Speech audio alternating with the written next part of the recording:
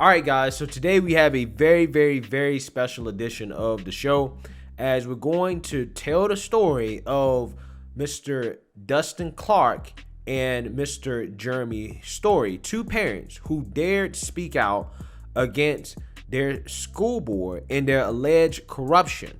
And the school board in question that we're talking about here is the Texas Round Rock ISD school district that subsequently had these two fathers arrested when they attempted to speak out and expose the corruption going on at that school district. Now, Mr. Dustin Clark is a retired Army officer, and Mr. Jeremy Story is a minister. Okay, so these are two very positive, productive members of society. And when you hear a story about a school board sending police to go and arrest them for speaking out at a school board against policies that they disagree with, that is a very disturbing story that in my opinion, their stories need to be told so that we can get the facts and understand what's actually going on here, especially amidst this disturbing trend that's going on around the country in regards to these school boards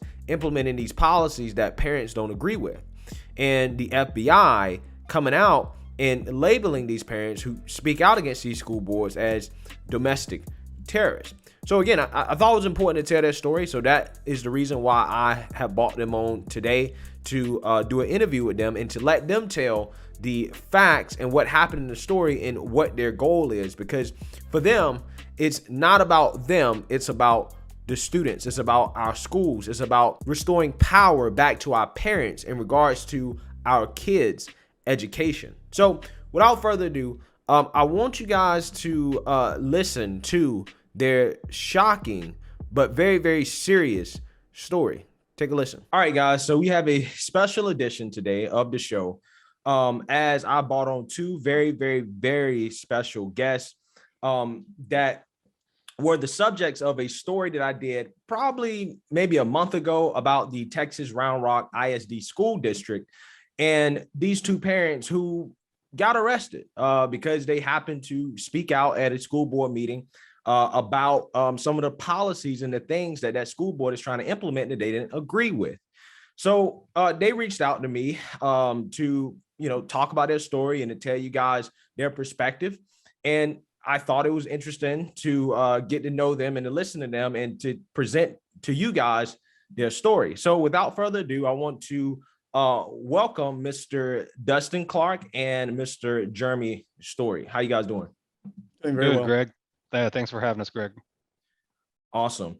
So I just want to make sure I understand this. You guys believe that you were being targeted for speaking out against the Open Meetings Act. And at that point, you were arrested and charged for disorderly conduct. Is that correct?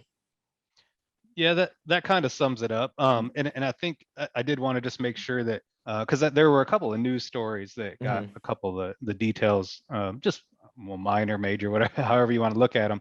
But I think you kind of repeated what was in, I believe maybe it was the Breitbart story, but just wanted to make sure everyone was clear. The school district police did not come to our homes and arrest us, but they did initiate and issue the warrant for arrest and got it signed by the judge, and then they coordinated with the county sheriffs to actually come and make the arrest at our home. So, but kind of to your point of the why, yeah, we believe that we were targeted because over the summer, well, really, probably starting in late May, Jeremy and I started to become involved in just learning more about what was going on in our school district, what was going on at school board meetings.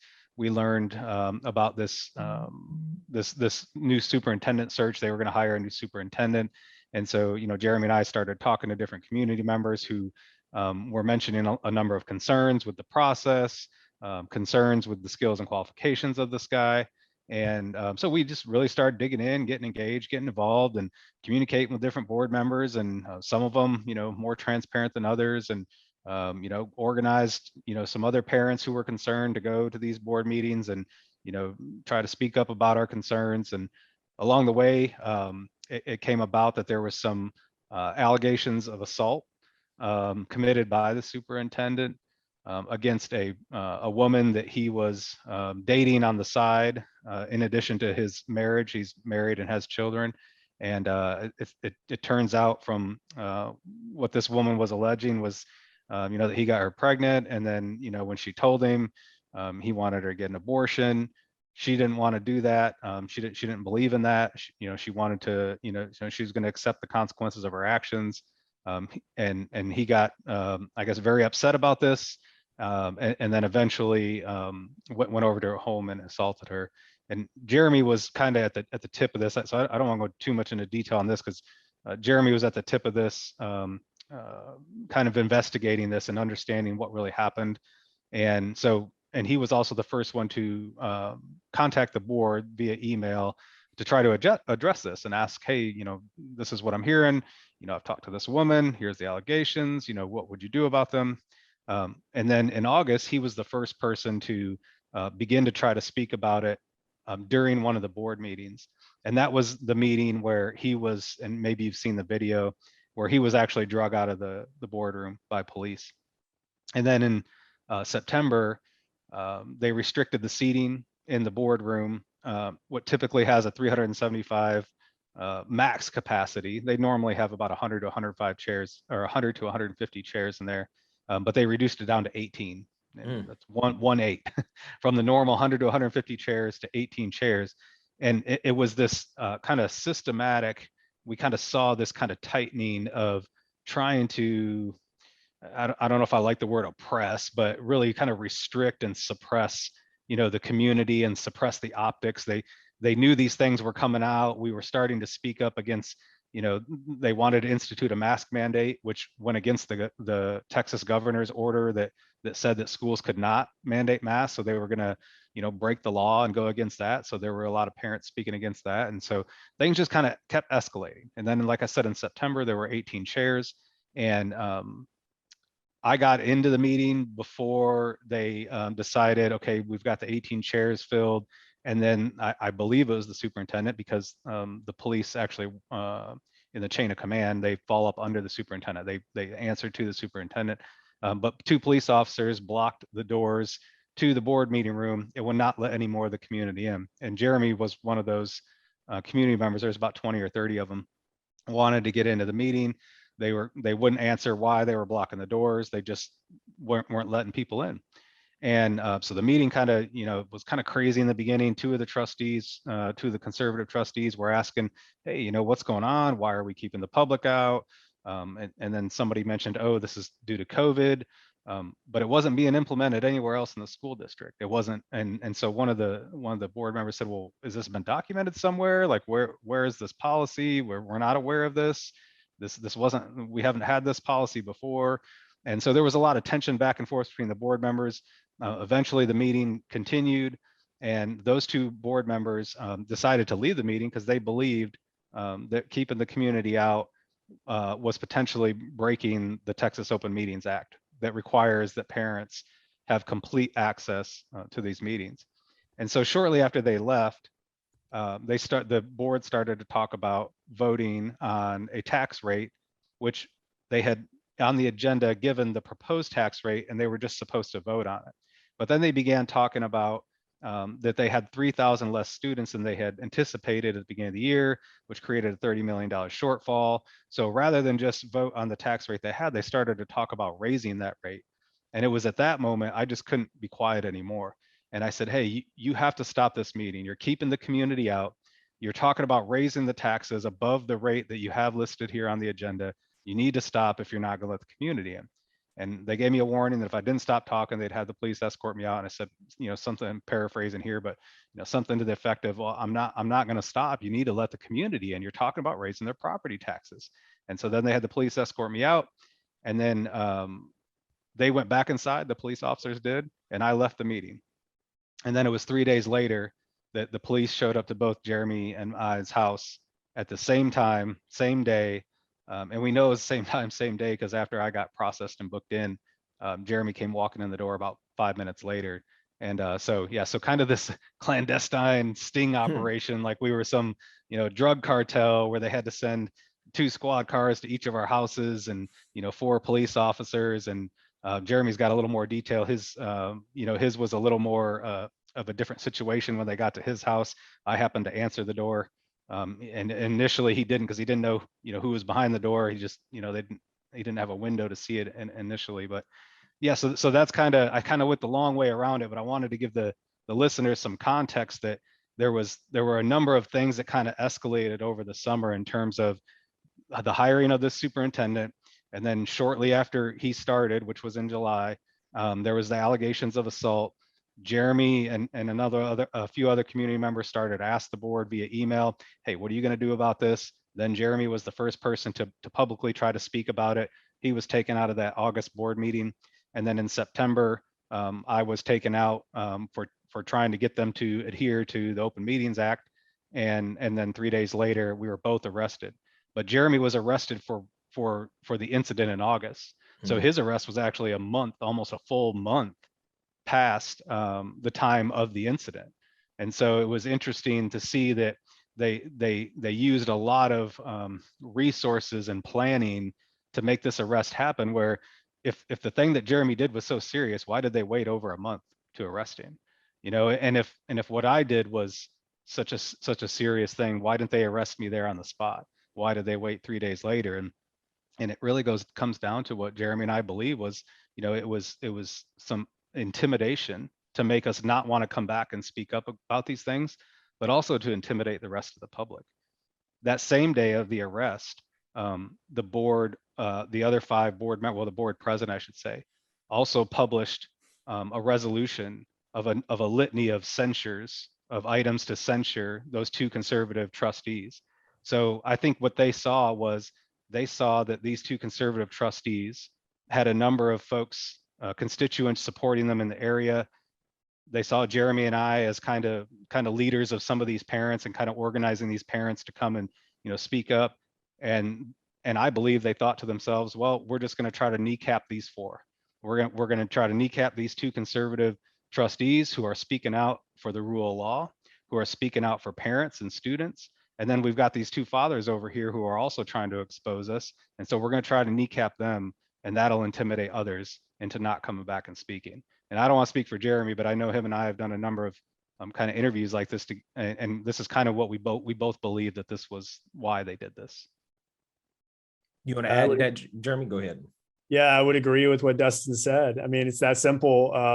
I can provide a little extra nuance, but what Dustin said is absolutely true. Bottom line, there's a lot of facts. Bottom line is we were targeted by a school board, and in particular, 5 members of a 7-member school board, with intent to silence us, with intent to violate our civil rights, with intent to silence the community beyond us, and also I believe with intent to protect themselves, because I was specifically working to call them out for very illicit activity.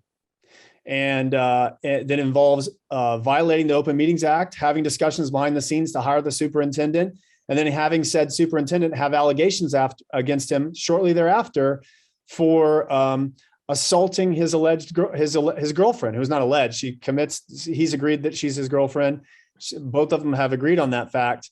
The alleging is that he assaulted her, but there's strong evidence that I reviewed before I made any of it public, in the form of text messages and pictures and other things that show very strong credibility to the victim's claims that our superintendent, which started all this, one of the big things that started it, it's very credible that he assaulted a woman who was his not fiance, but like a mistress, with intent to abort his own child in order to cover up that so that he would not lose his job.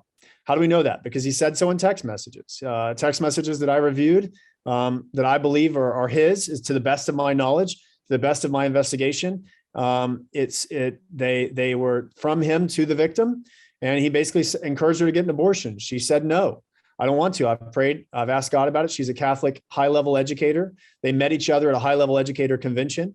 So she's a credible lady who's been in education for a long time. And she said, no, I don't want to do that. I really want to have this child. And he said, well, if you basically, why would you want to defame me this way? And she says, well, I'm not defaming you. I'm just talking about us having a child together, at which point he says, yes, we are having a child together. And then she says, well, I don't want to do this. And he says, well, if you don't, I'm going to come do it for you, basically. And so this is what I'm being presented about before all this happens privately. I did not know this woman prior to that. So you might ask, why did she come to me? Very simply, the very first thing that kicks off all of this is in June. And in June, our board has some public meetings, ostensibly to discuss their final candidate, which doesn't mean they've chosen this candidate for superintendent. It means that this is the time for the public to vet said candidate, because you can't really know all the other predecessors because they want to keep that private so that no one's privacy is violated. But the point that they pick sort of their final proposed candidate, they present it to the public here in Texas. And then the public is supposed to vet further with that 2.5 week period, of which Dustin and I and many other parents did. And there was a lot of things we found, but the main thing we found that we were concerned about was that this particular superintendent, Hafed Aziz is his name, who had formerly been the superintendent of Donna ISD, which is a small district on the south border of Texas.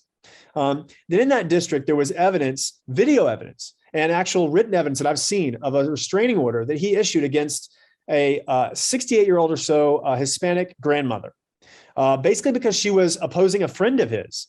And as a result, she'd been vocal at school board meetings, not violently vocal, but just vocal against some of the things that have been corruption that have been going on in her town. So what she received for that was the district officers under command of Hafed Aziz, the district police officers, went to her house and presented this restraining order to her that said, you cannot go on school campus, any campus in our district, for 2 years. No hearing, no trial, just you can't do it. And no presentation to her of what she could do otherwise or whatever. This lady didn't have a lot of resources. She didn't know what to do. She did film it. And so we were concerned. We don't necessarily want this in our district. It seems like this guy is using police force to silence people who disagree with him. And so we simply presented that to our board saying, we're not sure of all the details, but we can see some in this video. Would you please investigate this for a week or two? Vet him just a little further. And then if you want to hire him, hire him. But what our board did that day, instead of vetting for another week or two, is they simply said, no, we're not doing that. 5 members said no. 2 members said, yes, we will vet. Let's hold off. 5 said no. The same 5 that were behind our arrest, the same 5 that were behind silencing all these people in board meetings and locking people out with police. And so the same 5 that then censured the other 2. So these 5 voted, yes, we need to hire him. And we need to hire him right now, today. We cannot delay at all. And I remember sitting in that meeting in June going, this is crazy. Even if you want to hire this guy, why would you not take the time to vet him a little bit longer? I mean, what's going to happen in a week? Why is this so important? And as I'm sitting here thinking this in my head in the board meeting, the board president, Amy Weir, stands up and says this, or I don't know if she stood up, but she said on the mic, by the way, we have this new superintendent that we voted on right here with us today. And I looked around and I was like, I don't see him here. I know most of the people here. He's not here. And I'm thinking this in my head. And while I'm thinking this, all of a sudden, they pulled this guy out of a back room. I watched it with my own eye. And it was several, he was surrounded by several district employees. And I'm watching him be pulled out. And she says, congratulations, Mr. Superintendent. You just got voted in. And I'm glad you drove there from 6 hours away. And you can address us today. And then I'm thinking, oh my goodness. This board, the reason why they did this is they had plotted ahead of time. This shows evidence that they plotted ahead of time, decided who they were going to hire, and that this whole meeting was a farce because they had promised him, or else he wouldn't have showed up. And why were they hiding him in the back room? It was weird. And then as I'm thinking that, 2 board members stand up, Daniel Weston and Mary Bone, the same 2 that are being censured right now. And they say, why is he here? We didn't know he was here. Is this on the agenda? Isn't this a violation of the Open Meetings Act? How can he even speak? It's not on the agenda. And I realized that those 2 had no clue, that they were in the dark, that the very person they were voting on was like 30 feet away in a room. And I realized this is bad. And I started speaking out about how they had collaborated behind the scenes in some way. I wasn't sure how, to hire the superintendent, and that was a highly likely of having happened. And if not, there were some crazy anomalies that should be looked into. And that was when this victim contacted me saying, there's more to this story. I was a part of what happened beforehand, and here's what's happened since. And she said she had been threatened by him. She said that after she had been threatened by him, she went to our board, and she said that our board, 5 members again, said basically, or ignored her basically. And 2 said, we're concerned. We'd like to look into this. And she basically said, I'd like to talk to y'all more about it. I can't tell you all the details right now, but could you please contact me? And what ended up happening was the superintendent was kind of informed about people contacting him, in particular, this lady, this victim, by some of the board members. He goes over to this lady's house and he, according to the victim, assaults her. And so we have board members that are sort of indirectly involved in an assault. So ergo, I show up to a board meeting, but by the way, I send 2 private emails first to the board. One, and then another one about a week or so later. I don't remember the exact timing, but it was, the first one was, hey, would y'all look into this? There's a serious problem here, please. So presuming that they would do something about it. And they basically each responded to me, 5 of them, 2 didn't, but 5 did, responded this way: not our job. We don't necessarily think this is a problem. We're not going to talk to you any further about it. 2 said, very concerned, Daniel Weston and Mary Bone, very concerned, we want to look into this, but the problem is we're being blocked by the other 5 from being able to put this on the agenda. So when I found that out, and after the board, I believe it was after, several of the board members, 4 of those 5, issued a press release saying, we've never heard any credible allegations other than unsubstantiated rumors. There's no one's ever approached us to give us any information really about this. And so then I wrote another letter that said, basically, guys, you 5 need to resign. This is ridiculous. This is crazy. You need to resign, and so does the superintendent. That didn't make them really happy, I'm guessing. They didn't really respond. So then I showed up to a board meeting, and ergo, that's the moment. I show up to a board meeting, not angry, not screaming, not yelling, not threatening, not even cussing, nothing. I just show up. I sign up for my public time. I'm called to the stand to speak. And as I go to the stand, the board president, Amy Weir, once again oversteps her authority and violates my civil rights and says, Mr. Story, I understand you're going to speak about something today that is non-germane to our resolutions at hand. You cannot do that. Now, mind you, I had not spoken anything. She just said that. And I had put on the form that I could speak about whatever I wanted, but or I could speak about this particular resolution, which was a resolution that was on the agenda today. So at which point I got to the stand, I said, Ms. Weir, and by the way, no one else had been treated like this in the entire board meeting. No one else had been called out before they even got to the stand or anything. So I said, Ms. Weir, would you allow me to demonstrate to you why what I'm about to say is completely pertinent to the resolution you're debating at today? It's germane. And she said, no, in front of everybody. She just says no. I said, what do you mean?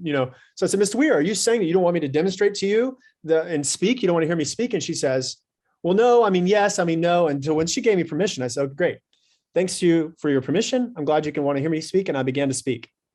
And I read from a laptop, a little Apple laptop. I was about as non-threatening as you could be, probably a little boring, because I'm reading the resolution that they're debating. And I wanted to make sure I read it word for word. So I'm reading it off my laptop.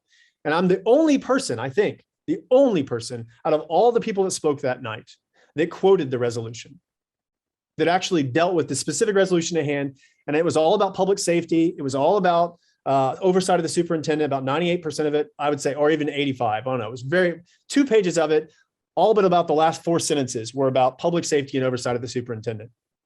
And so I quoted all that. And I said, I don't really believe that you guys believe and are concerned about the public safety of of us, or even oversight of the superintendent. And here's why: because the superintendent has a protective, and once I use the word protective, I was going to finish the word order against him for domestic violence, because at that point he had a protective order against him for domestic violence, and I was about to present it.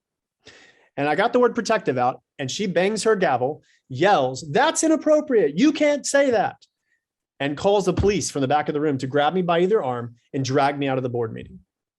The superintendent, if you watch the video, kind of nods his head like this. And so that is what I was arrested for: speaking and then being dragged out of a board meeting against my will by police. Wow, that is a lot. You guys just gotta let it all out there.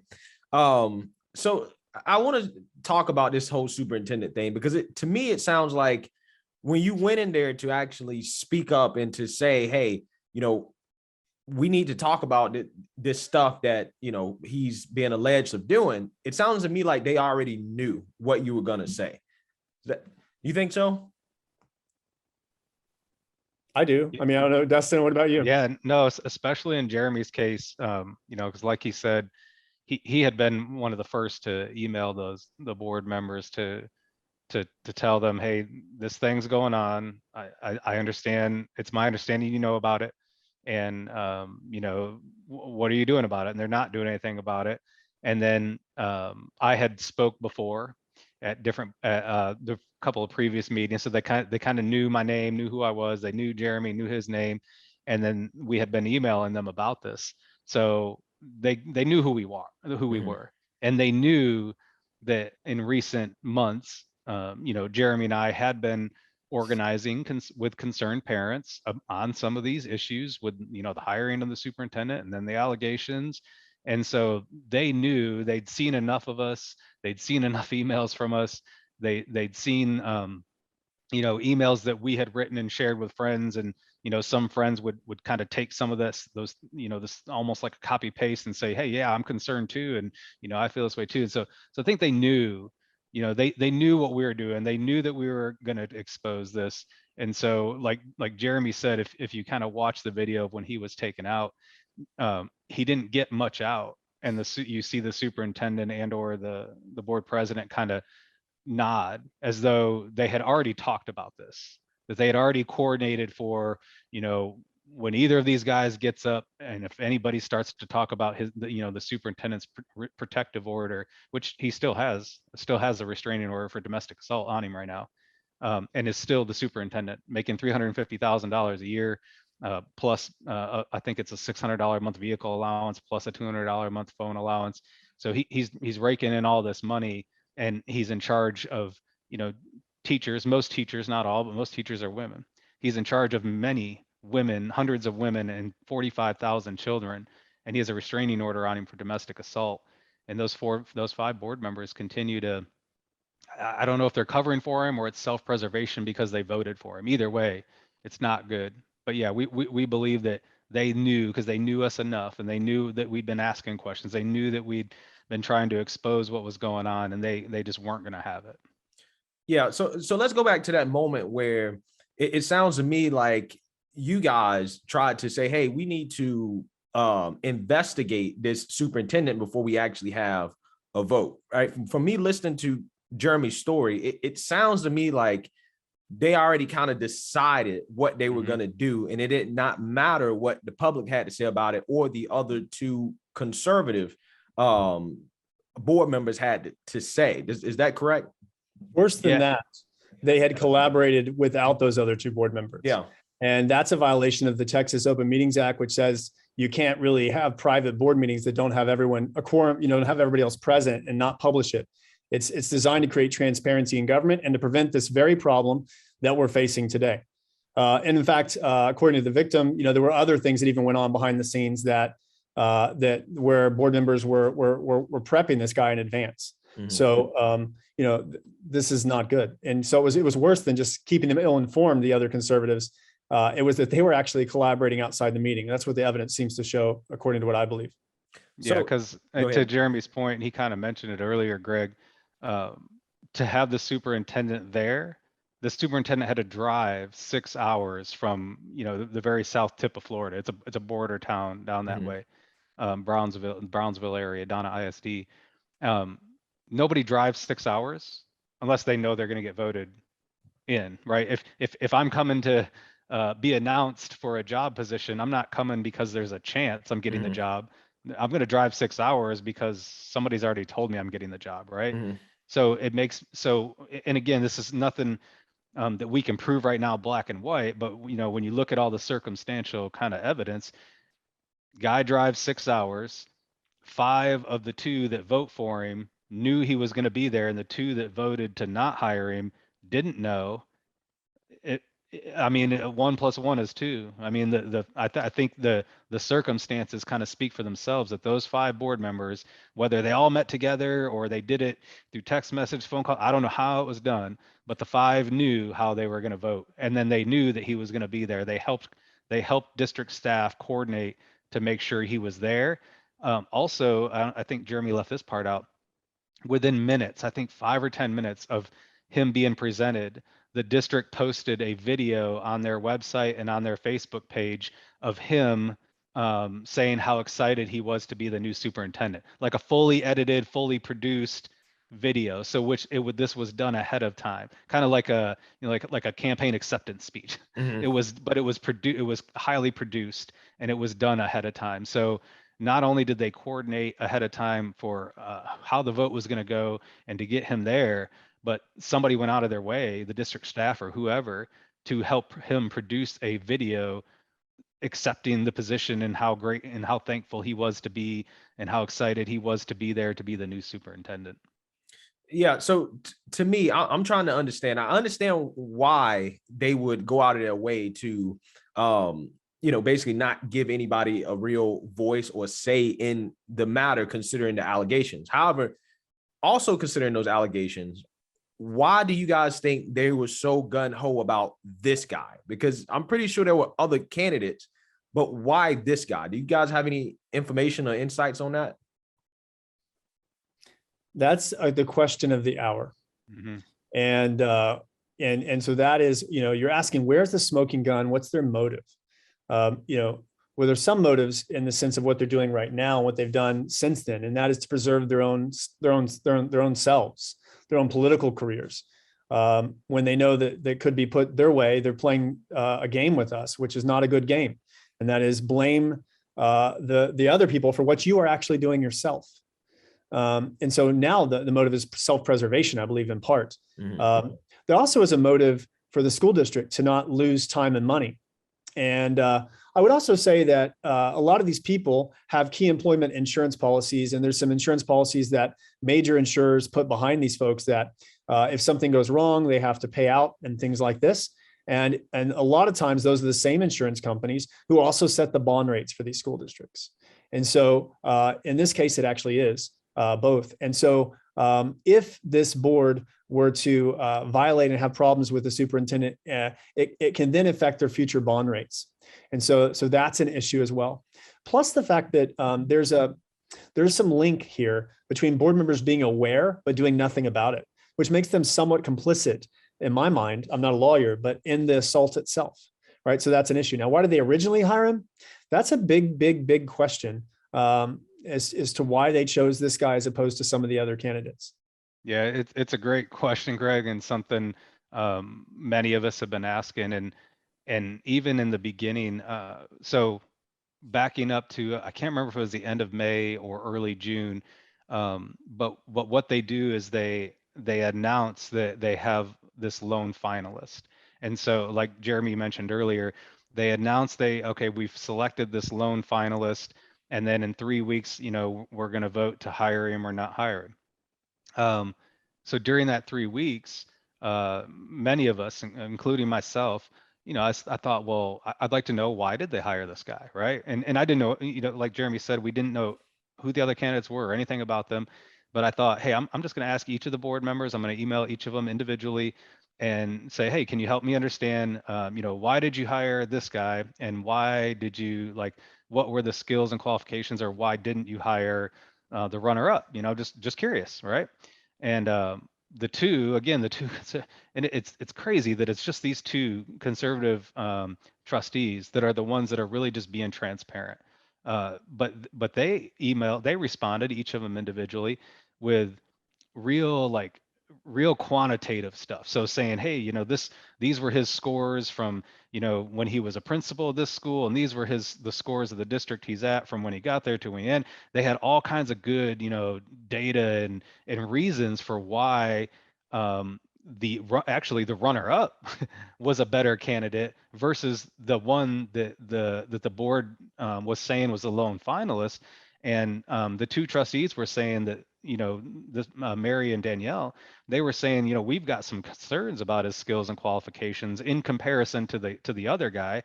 And then the five, when they actually I think two of the five didn't respond to me at all.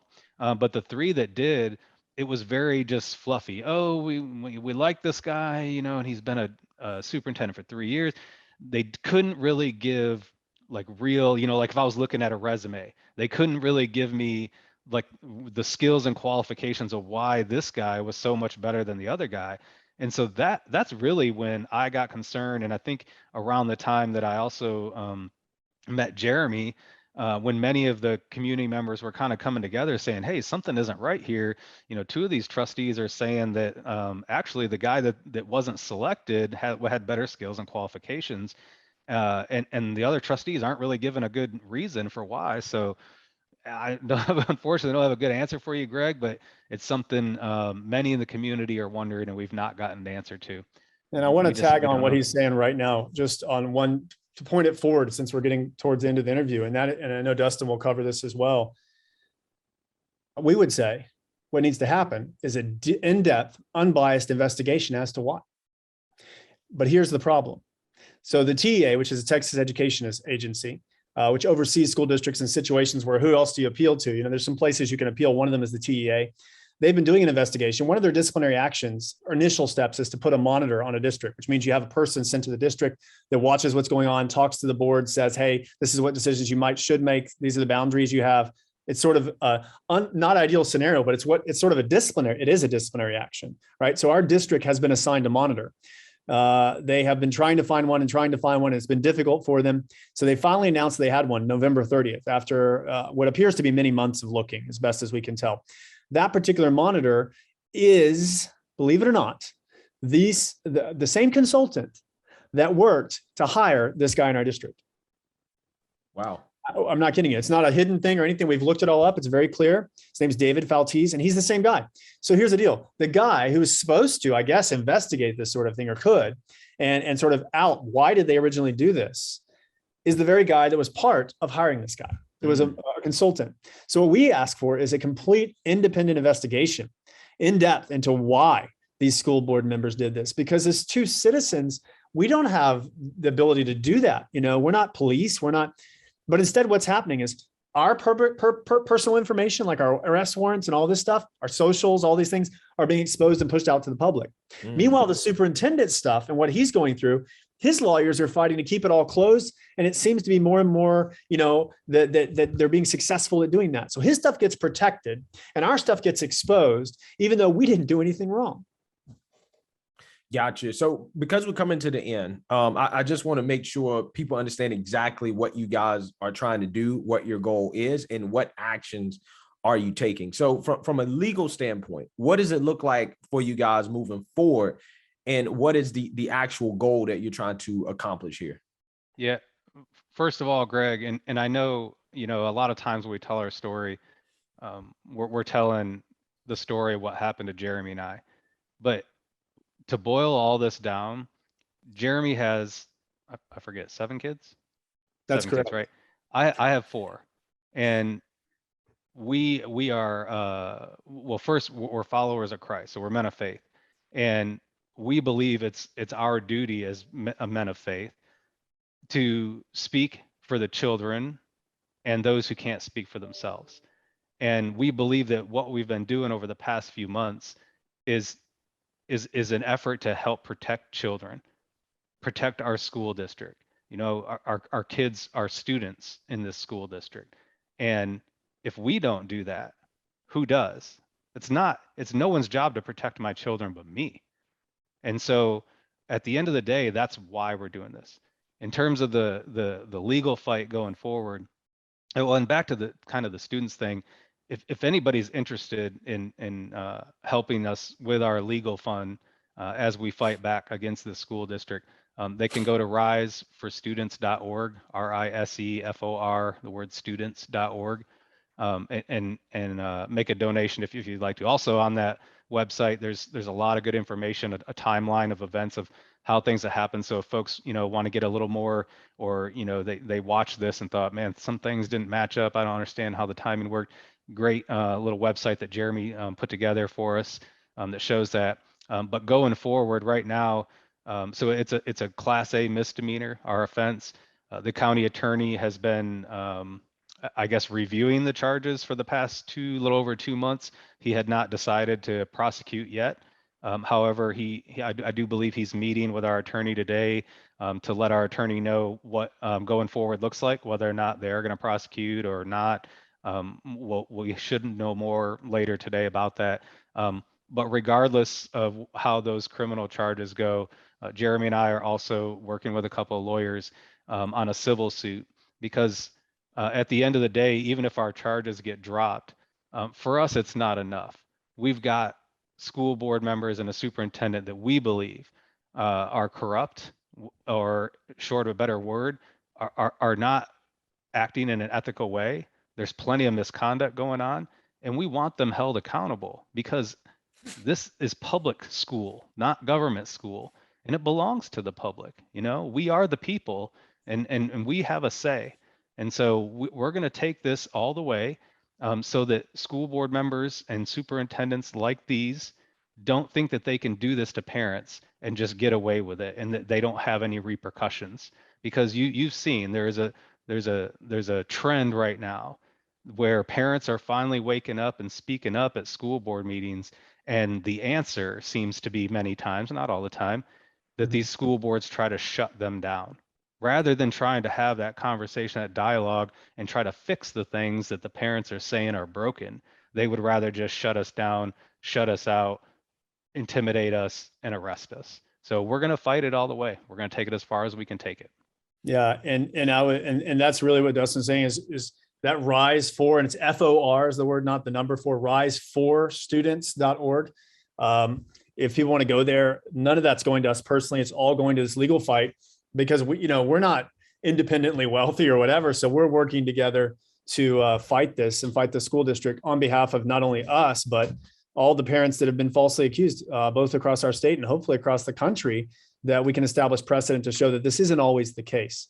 And I would make one edit, and that is that our lawsuit is moving forward, and we're going to do that irrespective of the charges. However, if Williamson County Sheriff and Williamson County Attorney want to participate with Round Rock ISD, right, and participate in the hoax and the nonsense that's going on in Round Rock ISD by prosecuting us, then we will extend our lawsuit to Williamson County. So right now, it's our disposition is not to be in any way aggressing against the county attorney legally, because we don't know what his decision is. But if after today or whatever, when our lawyer meets with him, if he decides that he's going to prosecute, i.e. join with Round Rock ISD in their malfeasance, we will treat him the same way we treat Round Rock ISD legally, which is to sue them for everything they're worth. Okay. Thank you guys so much. I appreciate it. This story right here is so important, because on my channel, on my platform, I cover these stories a lot. I mean, I'm pretty sure you guys have heard about what's going on in Loudoun County, Virginia. That kind of was what started a whole lot of this stuff going on at school boards around the country. And I think it was good to hear you guys' story. I had spoke with another parent that was in Loudoun County before you guys. So this is becoming kind of a trend that I do on my channel, is speak with parents that are, dealing with these issues at school boards. So with that being said, I know you guys got to go. I wish it was a little bit longer to ask you more questions, but you guys are busy men. I really appreciate you for coming on here for this interview, and God bless you in your fight. No, Greg, thanks for having us on. Thanks for allowing us to have a voice with your audience and explain what happened. And again, at the end of the day, this really is about the students. There's been historic learning loss. Teachers are stressed to the max, and it's folks like these that need to be held accountable so that we can fix these issues with our education. So I really do, and I'm sure Jeremy too, we thank you for allowing us to come on and share our story. Yeah, thanks. It really is about the students, bottom line, and the parents, because parents don't co-parent with the government. I don't know why people seem to think that these days, but parents do not co-parent with the government. We are just because you send your kids to public school does not mean you are giving your children over to our government to decide how they want to parent your children.